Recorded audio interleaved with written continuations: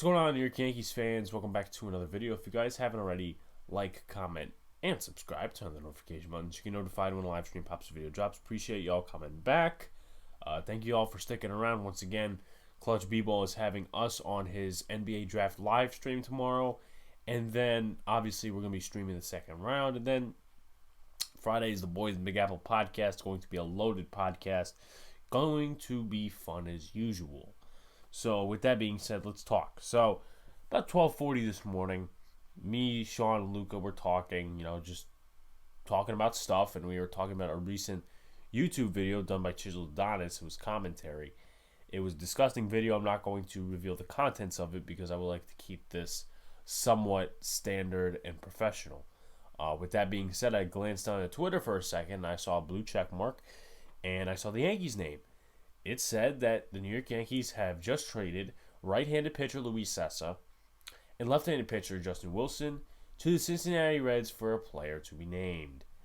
First, didn't make sense, but over time I've evaluated it, and still some of it does not make sense to me. Now, let's read the stats on the year.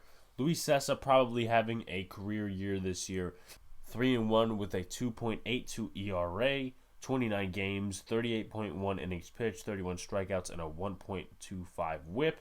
The last 7 games, 2-0 with a 1.59 ERA, 11.1 innings pitched, 8 hits and 2 runs given up with 2 walks and 6 Ks.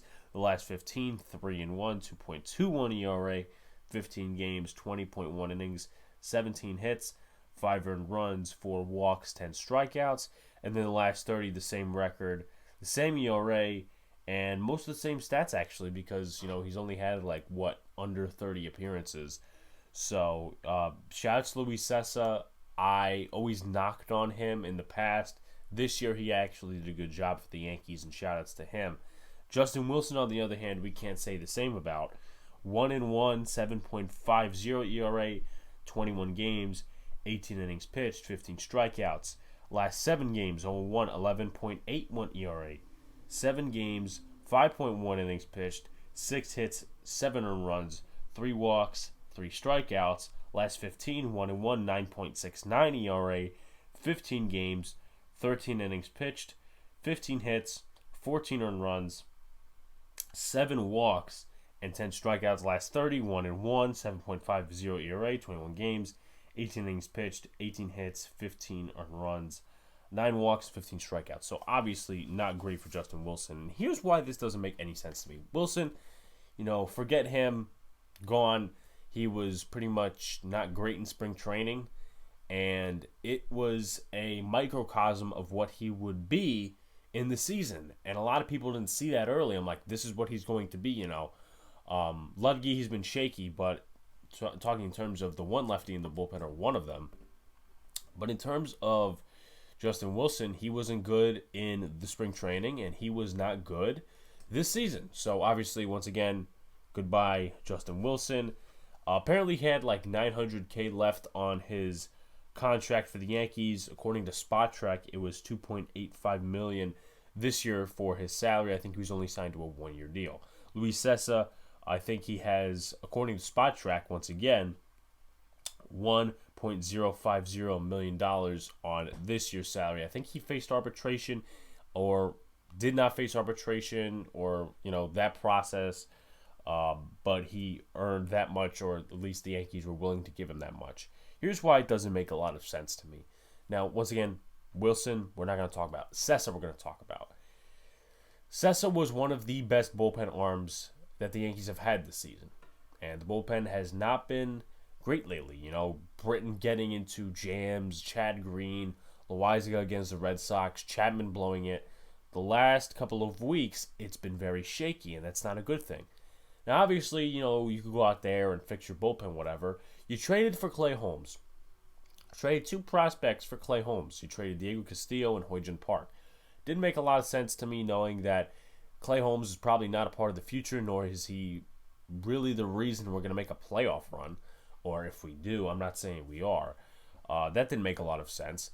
But, the Yankees were not going to use those prospects. Hoyjin Park was not part of the future because the analytics department. I'm going to base my thing off that. Now, You move to this trade. Justin Wilson, once again, for the third time, okay. Luis Cessa, no, because once again, one of your best relievers, and you said, oh, both of them are not going to help us make a playoff run. The Yankees believe that they didn't, make an impact in terms of a playoff run. I don't know what Cessa's postseason ERA is. I could take a look at that really quickly. But my thing is this. Cessa's one of your best bullpen guys, whether you like him or not. And I kind of guess that it's shown that the Yankees, I guess, don't like him because 5-pitch inning against the Red Sox, against the heart of the order. Chad Green comes in and he freaking blows it. But, they wanted Chad Green so bad. And my point is that you could have traded Chad Green in that trade and the Reds would probably have accepted. Sure, he's been shaky, but that's, why wouldn't you deal Chad Green, who's been worse of late, and even gave up a 2-run shot to Brandon Lau in the Rays game a couple hours before the trade, but you're not giving him up, you're giving up Cessa and saying, oh, well, he's not a part of the future. So I guess they don't like Cessa. I think it's, honestly, something with the analytics department that they like Green more. That's why they wanted to rush Chad Green into the game and wanted him to get the save, even though he's blown multiple situations this year. Doesn't make a lot of sense. And, oh my God, Luis Cessa, he's not a part of the future. At least he has a good year this year. Clay Holmes, mixed, and he's walked 86 in the last 114 innings. And when your command is not your strong point, I really can't say much for you. I can't. I don't know if Cessa has ever been in the playoffs with the Yankees. I think he has. So far, I'm getting nothing. It's possible that he's been in the playoffs. I got to take a look real quick. So in the playoffs, I finally found it. I don't know why Baseball Reference was giving me... I might have said Pro Football Reference before, but I meant Baseball Reference. But... 2019 ALDS didn't do anything. 2019 ALCS, 2 games, total of 4 innings pitched, 2 hits, 4 strikeouts, and 1 hit by pitch, 14 batters faced. In 2020, in the wild card series against Cleveland, 4.50 ERA, 1 game, 2.0 innings pitched, 1 run given up, 2 hits, also 1 strikeout, and 9 batters faced. And then 2020, the ALDS against the Rays, still a 4.50 ERA, 2 games, 1 game finished, 2 innings pitched, 1 hit, 1 earned run given up. Also to note, 2 walks, 2 strikeouts, 9 batters faced. So ultimately, his playoff ERA averages out to about a 2.25 at this point. And last year, I guess it was a little bit shaky because the Cleveland series didn't really do much. Actually, no, he did give up a run in the Rays series. But, last year, in terms of stats, 3.32 ERA, 16 games. It's not much of a sample size because of the 60-game season. That's what I will say. I know there's better excuses out there. But basically, ladies and gentlemen, my point is, Cessa's the better reliever in the bullpen, one of the better relievers that it really hasn't blown anything lately. You're going to trade him over Chad Green, over Britton, who really hasn't been great this season, has been on and off the IL. Doesn't make a lot of sense. And I don't know why you would give up Cessa like that. And you're going to go ahead and get Clay Holmes. You're going to get Clay Holmes, whose command is off, has walked 86 of the last 114 innings. Doesn't make a lot of sense, once again. And, it befuddles me, I guess, just to put it in word form. A lot of people are saying, it's going to be a big move next. I don't know how much of a big move it's going to be, honestly, because they're clearing, $2-3 million in salary cap, which doesn't make a lot of sense, once again, because they're like, we're going to go over the luxury tax for making a playoff run. Yeah, if you're making a playoff run and you're making these types of moves, if you are, I could be wrong in terms of, they're trying to make a playoff run and get some guys. If they don't, obviously different story. But you said, Hal Steinbrenner, that you would go over the luxury tax. Right now you're being cheap in terms of your promises, so it's probably a failed promise at this point. I know you didn't promise, but it's a promise to me and the fan base as well. You're not going over the luxury tax to get a better player.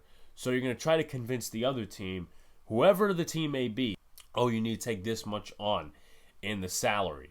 Doesn't make a lot of sense because Joey Gallo's getting paid a chunk. Trevor Story's getting paid $18 million. So we'll see what happens. I know those are the two moves that everybody's focusing on now. There's other moves that could be made, but I'm gonna wait back and see because I'm not really a fan of really trading at the deadline, really buying at the deadline because I don't really think we're going anywhere. Even though we did win last night, so we'll see what happens. But if you guys haven't already, like, comment, and subscribe, turn on the notification button so you get notified when live stream pops video drops. Appreciate y'all. Obviously, once again, Boys Big Apple 8:10 p.m. now Fridays, and the stream of Clutch B-Ball tomorrow night around 8 o'clock p.m. Him and Luca are going to do a pre-draft show. Then we'll be on here for the second round of the draft. So peace out, guys. See you later, and stay cool.